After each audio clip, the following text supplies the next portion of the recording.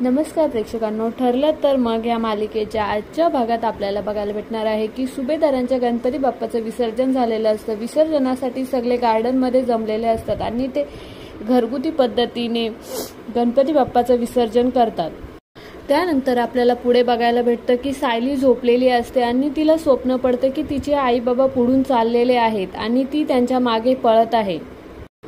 सायलीचे आई बाबा पुढून चाललेले असतात आणि सायली त्यांना मागून आवाज देत असते की आई बाबा थांबा, आई बाबा थांबा, आणि सायलीचे आई बाबा पुढे चाललेले असतात। सायली त्यांच्या मागे धावत असते, मात्र तिचे आई वडील काही थांबत नाही आणि सायली त्यांच्या मागे धावतच असते। सायली अचानक दचकून उठते आणि ती खूपच जास्त घाबरलेली असते आणि ती विचार करते माझे आई बाबा कोण असतील नक्की।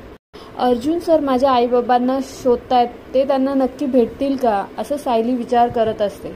दुसरीकडे आपल्याला बघायला भेटतं की प्रिया हॉस्पिटलमध्ये आराम करत असते, तर एक अनोळखी व्यक्ती चादर ओढून तिच्याकडे आलेली असते। त्या अनोळखी व्यक्तीच्या हातात चाकू बघून प्रिया खूपच घाबरते आणि ती विचारू लागते कोण आहेस तू। तेव्हा मैफत शिकरे बोलतो, चादर काढून बोलतो मी आहे मैफत शिकरे। तेव्हा प्रिया खूपच घाबरते। तेव्हा मैफत बोलतो की मी आज तुझे तुकडे केल्याशिवाय तुला सोडणारच नाही।